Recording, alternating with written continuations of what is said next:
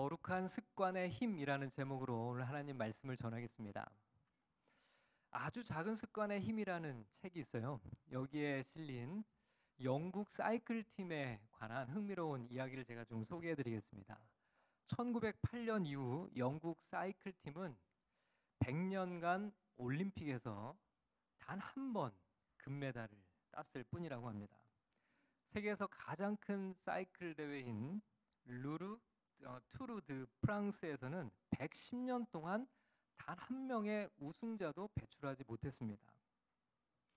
심지어 유럽 최고의 사이클 생산 업체에서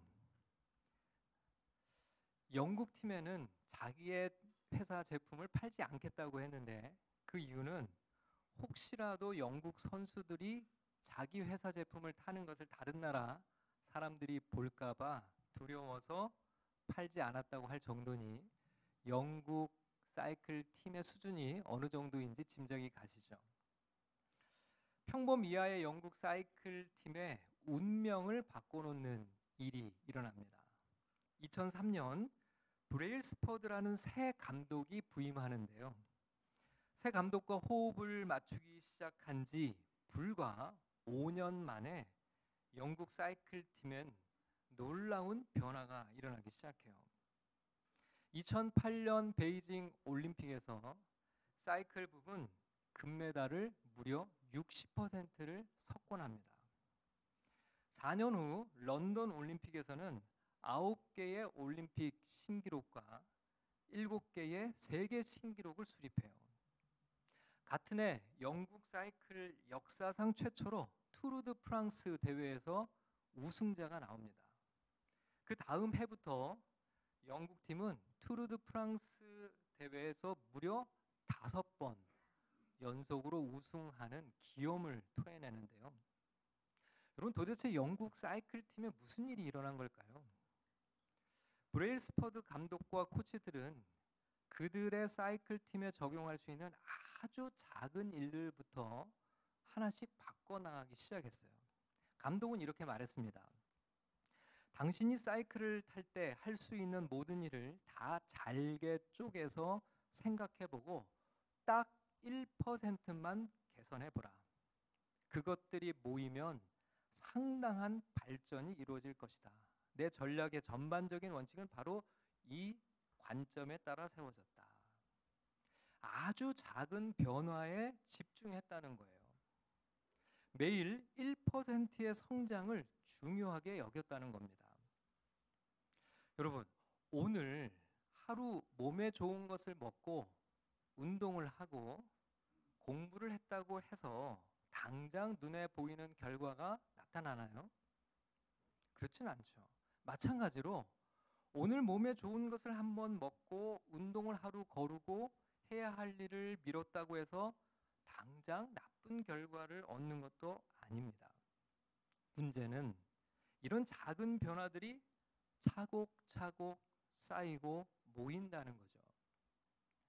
1% 나아지거나 나빠지는 건 그 순간에는 큰 의미가 없어 보이지만, 그런 순간들이 평생 쌓여 모인다면 이는 내가 어떤 사람이 되어 있을지, 어떤 사람이 될 수 있을지의 차이를 결정하게 된다는 거예요.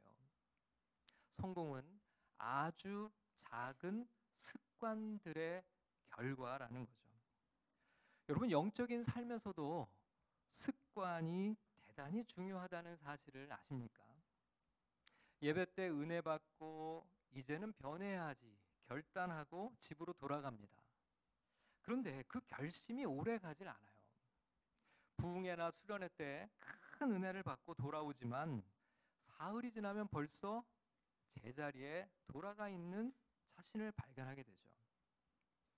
우리는 종종 믿음을 따라 살아가기보다는 습관을 따라 살아가는 경향이 훨씬 더 큰 것 같습니다.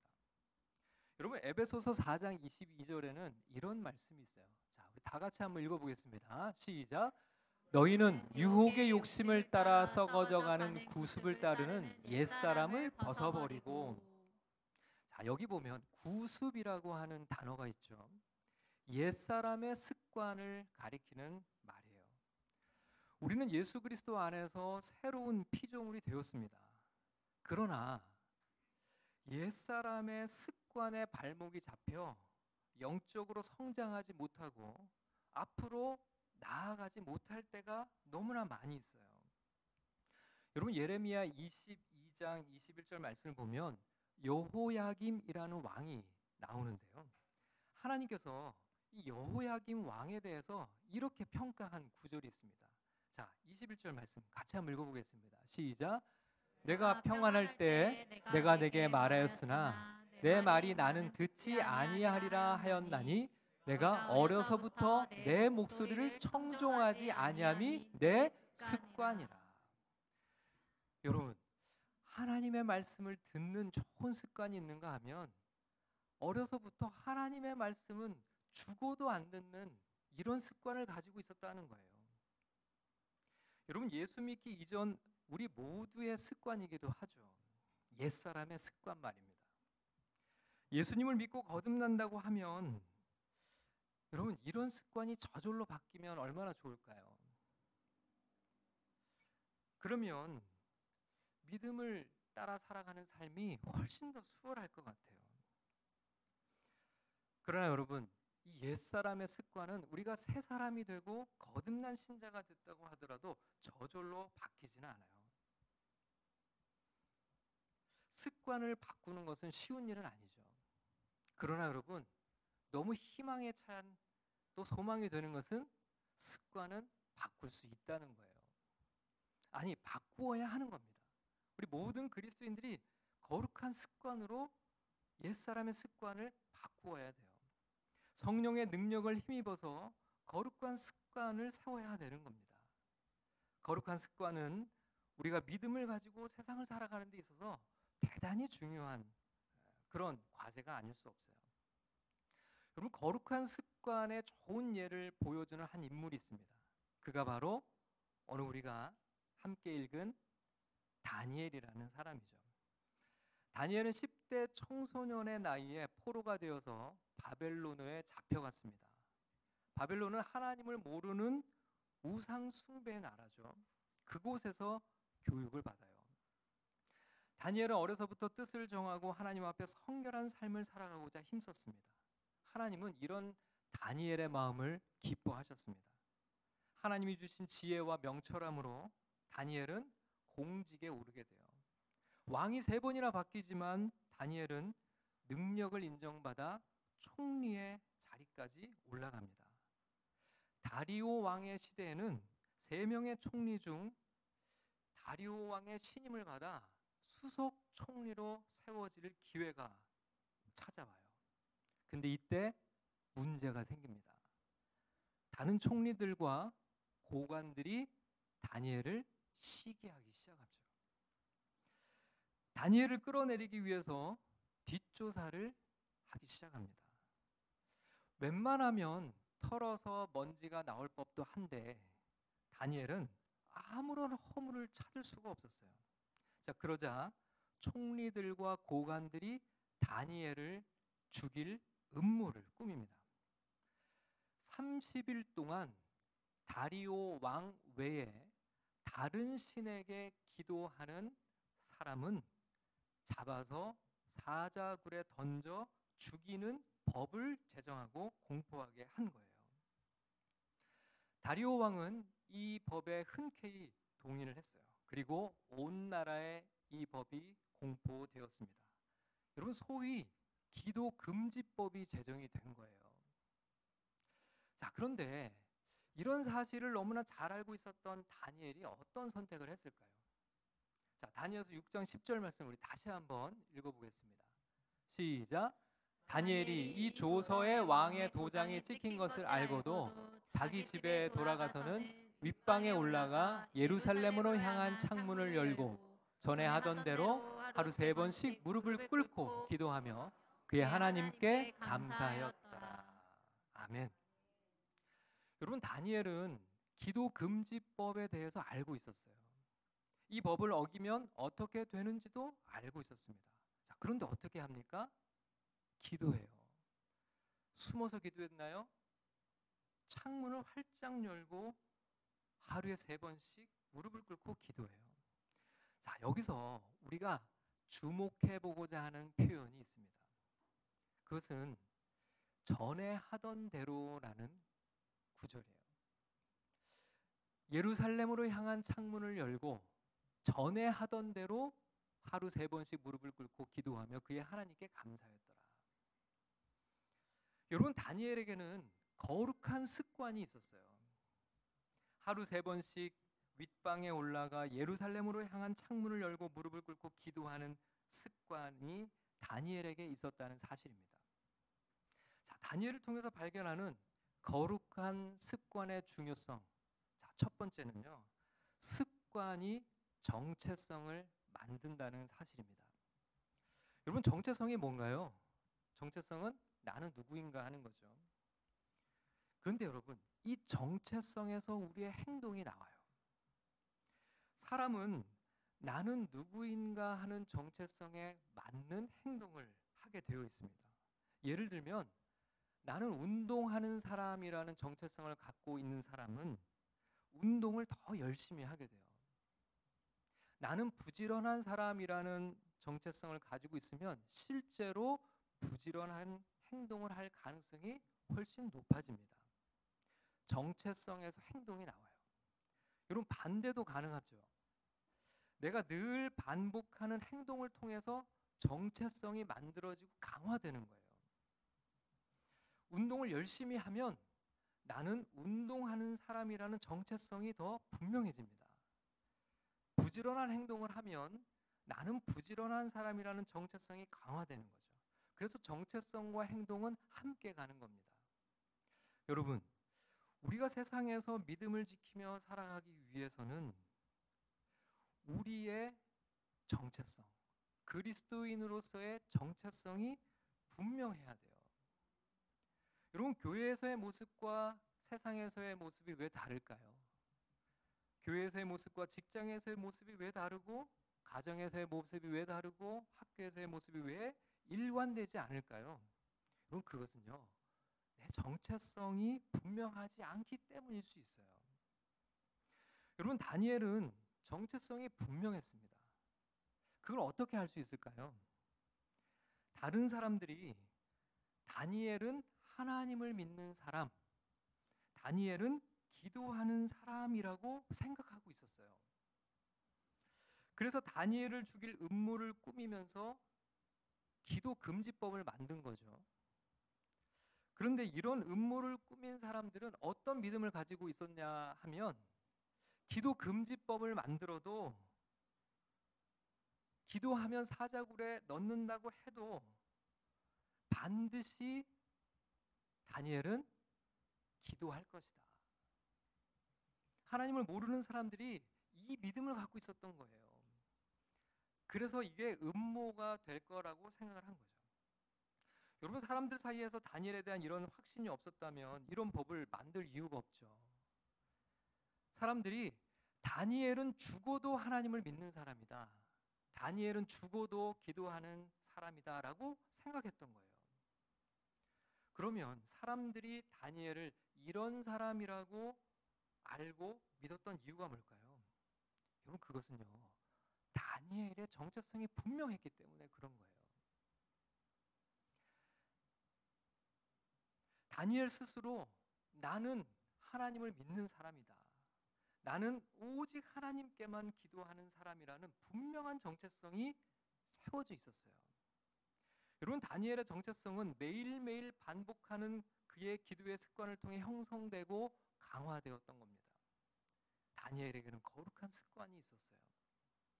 매일매일 하루 3번씩 시간이 되면 창문을 열고 하나님께 기도했습니다.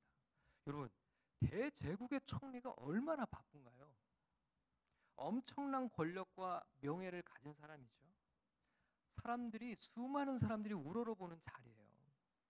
다니엘을 만나고 싶어하는 사람들이 줄을 서 있을 거예요. 그런데 그런 다니엘에게 기도하는 일은 아주 작은 습관일 수 있어요. 하지만 바로 이것이 다니엘의 정체성을 형성하고 있었고, 정체성이 분명했기 때문에 시험이 와도 흔들리지 않을 수 있었던 겁니다. 여러분, 오늘 우리가 주일에 모여서 예배를 드리잖아요. 여러분, 예배를 한 번 드린다고 내 인생에 엄청난 변화가 찾아오진 않아요. 그런데 매주 주일 이 시간이 되면 예배의 자리에 나와서 예배할 때 우리 안에 정체성이 더 분명해져요. 나는 예배하는 하나님의 자녀다. 나는 하나님의 사람이다. 이 정체성이 만들어지는 거예요. 여러분, 내 정체성이 분명하면요, 내 주변의 사람들도 저 사람이 어떤 사람인지 알아요. 저 사람은 하나님을 믿는 사람이다. 저 사람은 하나님을 예배하는 사람이다. 주변의 사람들이 그걸 알아요. 그러면요, 주일날 불러내질 않아요. 내가 예배를 소홀히 하면요, 내 정체성이 흐려져요. 그러면 내 정체성을 다른 사람들이 알아요. 그러면 맨날 주일에 불러내요. 여러분, 내 주변의 사람들도 저 사람은 교회를 다니는데 믿음이 별로야. 예배를 별로 소중히 여기지 않아. 이렇게 생각해요. 그러면 유혹이 훨씬 많아지는 거예요. 여러분, 우리가 꾸준히 영적인 자리를 지키면요, 거룩한 습관이 우리의 신앙을 지켜줘요. 정체성이 분명해야 흔들리지 않아요. 예배를 못 드리는 분들을 보면요, 주일에 예배를 못 드리는 이유가 너무 많아요. 어떻게 주일마다 그렇게 일이 생기는지 몰라요. 이번 주는 이런 일이 있어서 예배에 못 나오고요, 지난주는 다른 일이 있어서 예배에 못 나왔어요. 여러분, 그 이유는요, 그런 일이 생기는 것이 아니라 그분의 정체성이 분명하지 않아서 그래요. 하나님의 예배자라고 하는 정체성이 없기 때문에 그래요. 그러나 매일 주일 예배의 자리를 꾸준히 지키면요, 나는 하나님의 사람, 하나님을 예배하는 하나님의 자녀라는 정체성이 분명해지고요, 그러면 내 주변의 사람들도 저 사람은 하나님을 예배하는 하나님의 사람이라는 그 정체성을 모두가 알아요. 그러면 이제는 예배 시간이 보호되는 거예요. 아무도 예배 시간에 불러내려 하지 않아요. 불러내봐야 저 사람은 안 나올 게 분명하니까요. 그래서 여러분, 거룩한 습관은 너무 중요합니다. 거룩한 습관으로 정체성이 만들어지고, 거룩한 습관으로 만들어진 정체성으로 우리의 신앙이 지켜지기 때문에 그렇습니다. 거룩한 습관으로 믿음의 정체성을 분명하게 세워가는 하나님의 백성들이 다 되시기를 주님의 이름으로 축원합니다. 자, 거룩한 습관이 중요한 두 번째 이유예요. 영적 전쟁에서 승리하기 위해서입니다. 여러분, 우리가 살아가는 이 세상은 치열한 영적 전쟁터예요. 지금 다니엘을 이 죽음의 위협으로 몰아가는 이들이 표면적으로는 다른 총리들과 고관들이라고 성경은 되어 있어요. 그들의 질투와 시기 때문에 지금 위험에 처한 거죠. 근데 여러분, 성경은요, 이들의 배후에 있는 어떤 존재에 대해서 이야기하죠. 그 존재가 누굽니까? 자, 에베소서 6장 12절 말씀을 같이 읽겠습니다. 시작. 우리의 씨름은 혈과 육을 상대하는 것이 아니요 통치자들과 권세들과 이 어둠의 세상 주관자들과 하늘에 있는 악의 영들을 상대합니다. 아멘. 다니엘이 상대해야 할 존재는 눈앞에 보이는 총리들과 고관들이 아니었어요. 악의 영들을 상대해야만 했습니다. 저는 처음에 이 본문을 묵상할 때 이런 의문이 좀 들었어요. 다니엘이 사자굴에 던져질 걸 뻔히 알면서 창문을 열고 그렇게 꼭 기도를 했어야만 했을까? 신앙생활을 이렇게 무모하게 할 필요가 있을까? 여러분, 기도하면 사자굴에 던져진다는 법이 공포가 됐잖아요. 그것도요, 평생이 아니에요. 단 30일이었습니다. 30일만 기도 안 하면 돼요. 아니면 최소한 창문이라도 닫고 기도하면 음모를 꾸민 사람들도 어떻게 발견할 수 있는 길이 없잖아요. 속으로 기도하면 되잖아요. 소리 내지 않고 창문 닫고 숨어서 기도하면 안 되나요? 아주 위험한 상황이니까 이렇게 기도한다고 하나님께서 벌을 주실까요? 꼭 이렇게까지 신앙생활을 할 필요가 있을까? 솔직히 목사인 제 안에서도 그런 의문들이 계속 떠올랐어요. 근데 여러분, 그렇지가 않더라고요. 다니엘은 이 싸움의 본질을 정확하게 꿰뚫고 있었어요. 여러분, 다니엘서 6장 7절 말씀을 함께 읽어보겠습니다. 다니엘서 6장 7절 시작. 나라의 모든 총리와 지사와 총독과 법관과 관원이 의논하고 왕에게 한 법률을 세우며 한 금령을 정하실 것을 구하나이다. 왕이여, 곧 이제부터 30일 동안에 누구든지 왕 외에 어떤 신에게나 사람에게 무엇을 구하면 사자굴에 던져 넣기로 한 것이니이다. 여러분, 사탄이 정말 노린 게 뭘까요? 다니엘은 창문을 닫고 기도하거나 30일간은 기도를 멈출 수 있었어요. 그러면 다니엘은 얼마든지 목숨을 부지할 수 있습니다. 그러나 다니엘은 그렇게 하지 않았어요. 전에 하던 대로 모두가 그의 기도하는 장면을 볼 수 있게 기도했어요. 여러분, 이것은요, 다니엘이 정면으로 사탄을 대적하는 행동이었습니다. 여러분, 다니엘이요, 창문을 닫고 기도하거나 30일간 기도를 멈추는 순간 다니엘은 하나님 위에 누구를 올려놓는 걸 인정하는 거예요? 다리오 왕을 하나님 위에 올려놓는 걸 스스로 인정하는 게 돼요. 전능하신 하나님이 다리오 왕 아래에 놓이게 되는 거죠. 여러분, 이것이 진정으로 사탄의 노림수였습니다. 사탄은 어떻게 해서든지 하나님의 영광을 가리고 자기가 이 세상의 통치자 노릇을 온 세상에 드러내고 싶어 했어요. 여러분, 다리오 왕의 배후에는 사탄이 있죠. 자신이 하나님보다 우위에 있다는 거짓말을 전파하고 싶었어요. 여러분, 다니엘이 창문을 열면서까지 목숨을 걸기까지 그렇게 공개적으로 기도했던 이유는 바로 하나님만이 유일하신 하나님이라는 것을 온 세상 만방에 선포하는 행동이었어요. 그는 치열하게 영적 전쟁을 치르고 있었던 거죠. 그는 사탄을 상대하고 있었어요. 그런데 여러분, 여기서 중요한 것이 기도하는 이 거룩한 습관입니다. 꾸준한 기도예요. 여러분, 사탄을 상대하는 영적 전쟁을 위해서는 반드시 기도가 쌓여 있어야만 됩니다. 그래야만 사탄을 상대할 수 있어요. 여러분, 평상시 기도하지 않던 사람이 이런 위기에서 사탄과 상대할 수 있을까요? 영적 전쟁에 맞서 싸울 수 있을까요? 불가능합니다.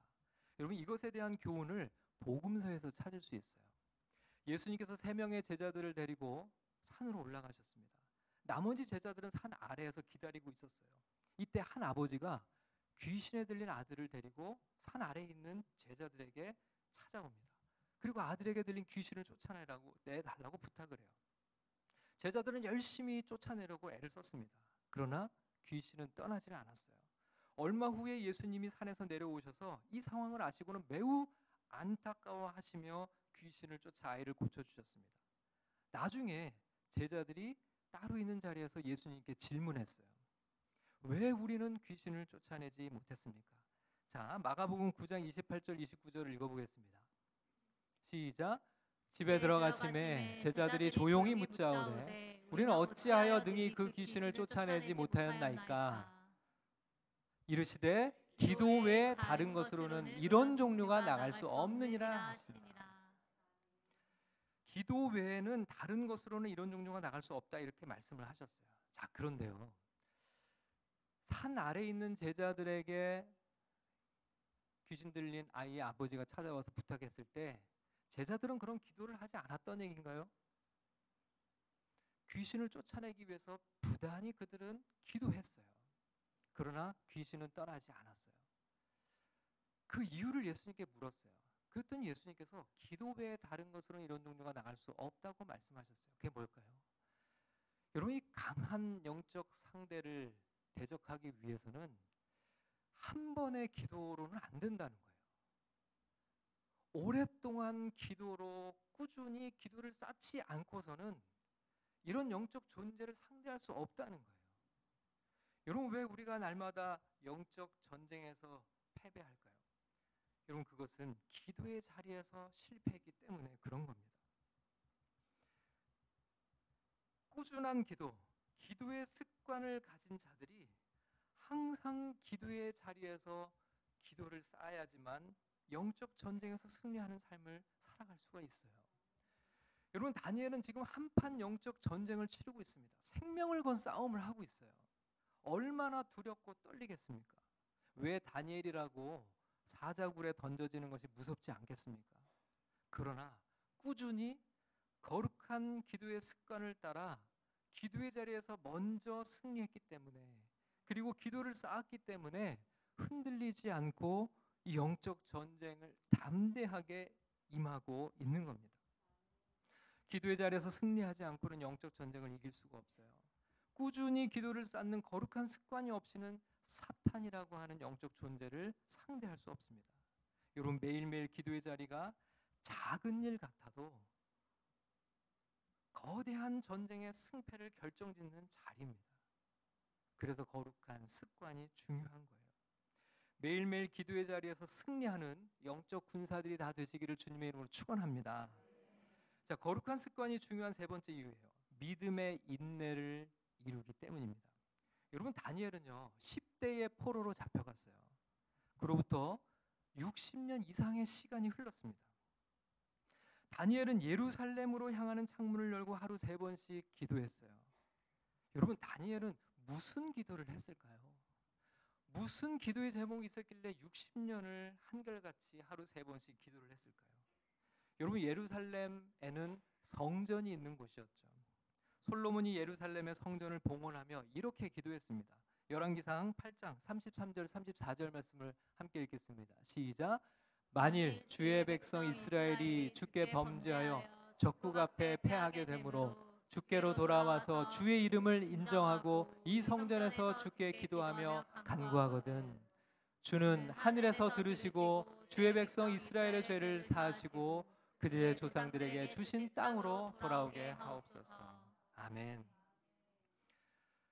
다니엘은 솔로몬의 기도에 근거해서 예루살렘 성전이 있는 그 방향을 향해 기도했어요. 우리가 비록 하나님 앞에 범죄했기 때문에 나라를 잃고 적국의 포로로 잡혀 있지만 주님께서 솔로몬에게 주신 약속처럼 이스라엘 백성들이 죄를 회개하고 하나님 앞에 돌이키면 그들의 조상들에게 주신 땅으로 돌아오게 해 주실 것을 믿고 기도한 거죠. 그런데 여러분, 중요한 건요, 벌써 60년이 넘게 기도했는데 그 기도에 응답은 있어요, 없어요? 기도에 응답이 없어요. 60년이 넘게 기도했는데 이 한 가지 기도 제목을 가지고 기도했는데 여전히 달라진 것은 없어요. 오히려 지금은 어떤 상황이에요? 생명의 위협까지 받고 있는 그런 상황이에요. 믿음을 지키는 것조차, 생명을 지키는 것조차, 심지어는요 더 이상 이 기도를 하는 것조차 쉽지 않은 상황이 된 겁니다. 상황이 좋아지기는커녕 더 안 좋아지고 있는 것 같아요. 여러분, 어떤 문제를 놓고 기도할 때 우리는 너무 쉽게 포기하는 경향이 있어요. 몇 번 기도하거나 얼마간의 기간 동안 기도하다가 그만 기도를 그치는 거죠. 그러나 다니엘은 포기하지 않았어요. 평생 이 기도 제목을 붙들고 기도를 이어갑니다. 심지어는 생명을 걸고 이 기도를 이어가요. 포기하지 않고 기도합니다. 살아생전 기도의 응답을 보지 못하는 한이 있어도 다니엘은 기도를 멈추지 않았어요. 이런 다니엘의 기도에 여러분, 하나님이 어떻게 역사하셨을까요? 놀라운 구절이 다니엘서 6장 28절에 있어요. 다니엘서 6장 28절 함께 읽겠습니다. 시작. 이 다니엘이 다리오 왕의 시대와 바사 사람 고레스 왕의 시대에 형통하였더라. 아멘. 여러분 여기 보면요, 고레스 왕의 시대에 다니엘이 형통하였다라고 되어 있죠. 바로 고레스 왕의 시대 때 포로들이 풀려나서 예루살렘으로 돌아갑니다. 예루살렘에서 성벽을 쌓고 성전을 재건하는 일이 일어나요. 누구의 기도가 응답된 겁니까? 다니엘의 기도가 응답이 된 거예요. 여러분 믿음은 인내입니다. 다니엘이 포기하지 않고 인내하며 기도할 수 있었던 이유가 뭘까요? 바로 기도가 그에게는 거룩한 습관이었기 때문에 그래요. 여러분 습관은 이렇게 정의 내릴 수 있습니다. 규칙적으로 수행하는 일상적인 행위, 특정 상황에 대해 자동적으로 행하는 반응. 여러분 거룩한 습관은요, 거룩한 일을 자동으로 행하는 반응이에요. 일상적으로나 평안할 때나 위기가 닥치거나 어려울 때나 기도의 습관이 잡혀있는 이들은 자동으로 뭘 합니까? 기도를 하는 거예요. 시간을 정해놓고 기도하고 말씀 보고 예배하는 일은 작은 습관일 수 있어요. 이런 일을 반복한다고 오늘 내 인생에 대단한 변화가 오지는 않아요. 그러나 여러분 승리하는 믿음의 삶을 살아가기 위해서는 아주 작아 보이는 매일의 이런 습관이 결정을 짓는다는 겁니다. 오늘 예배 자리에 오신 여러분을 승리하신 줄 믿습니다. 그리고 주님 오시는 그날까지 승리하시기를 축복합니다.